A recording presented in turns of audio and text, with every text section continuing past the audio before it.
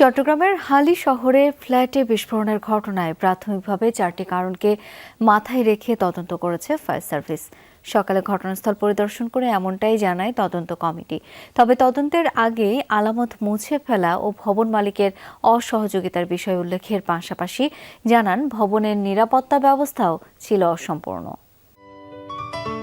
Ceylon টি রপ্তানিতে শীর্ষে। মেঝেতে পড়ে থাকা খাবারের থালা, পোড়া আসবাবপত্র, জামাকাপড় কিংবা জানালার ভেঙে পড়া কাচের টুকরোই জানান দিচ্ছে বিস্ফোরণের ভয়াবহতা। গত 23 ফেব্রুয়ারি বন্দরনগরীর হালিশহর এইচ ব্লকে হালিম মঞ্জিল ভবনের 3য় তলার এই ফ্ল্যাটে হঠাৎ বিকট শব্দে বিস্ফোরণ ঘটে। এতে ভেঙে যায় ভবনটির 2য় থেকে 5ম তলা পর্যন্ত প্রতিটি ফ্ল্যাটের দরজা জানালা, এমনকি ছিঁড়ে যায় লিফট। বিস্ফোরণের কারণ জানতে সকালে ঘটনাস্থল পরিদর্শন করেন ফায়ার সার্ভিসের 5 সদস্যের তদন্ত কমিটি। জানান 15 কার্যদিবসের মধ্যে দেয়া হবে তদন্ত প্রতিবেদন। বাইরের থেকে কে শত্রুতামূলক এই ধরনের ঘটনা ঘটেছে কিনা, আবার অনেকেই বলেছে যে কি না এটা লিফটের থেকে হতে পারে, অনেকে বলছে কেমিক্যাল থেকে হতে পারে, অনেকে বলছে বিস্ফোরক হতে পারে, অনেকে ন্যাচারাল গ্যাস থেকে বা যে সোলার গ্যাস থেকে হতে পারে। তবে তদন্তের আগেই তড়িঘড়ি করে ঘরের দরজা পরিবর্তন ও মেঝে ধুয়ে মুছে পরিষ্কার করায় প্রশ্ন উঠেছে। ভবন মালিকের বিরুদ্ধে তদন্তে অসহযোগিতার অভিযোগও করেছে ফায়ার সার্ভিস।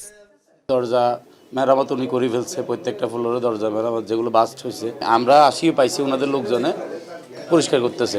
চুরি জারি না হয় ওই হিসাবে ভাড়াটিয়াগুলো মানে মেন দরজা যা আছে সব মালিক পক্ষ লাগাই দিছে। মালিক পক্ষ দেখলাম তিনি এখানে এসে বক্তব্য দিতে বা আমাদের সহযোগিতা করতে তিনি অনীহা প্রকাশ করেছেন। সেফটির ব্যাপারে এখানে আমরা কোনো কিছু পরিলক্ষিত হয়নি এবং ভবনের অনুমোদন কত তলা এটা আমরা জানি না। এদিকে বিস্ফোরণের ঘটনার পর থেকে ভবনের বাসিন্দাসহ এলাকার মানুষের মধ্যে বিরাজ করছে চাপা আতঙ্ক। ভয় তো কাজ করো অবশ্যই, একটা মানুষ দুর্ঘটনা হয়েছে, এত অন্য আর একটা বিল্ডিং হইতে পারে, স্বাভাবিক।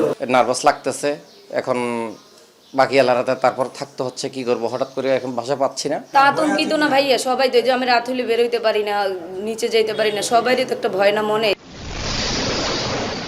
বিস্ফোরণে একই পরিবারের 9 জন দগ্ধের মধ্যে এখন পর্যন্ত 6 জনের মৃত্যু হয়েছে।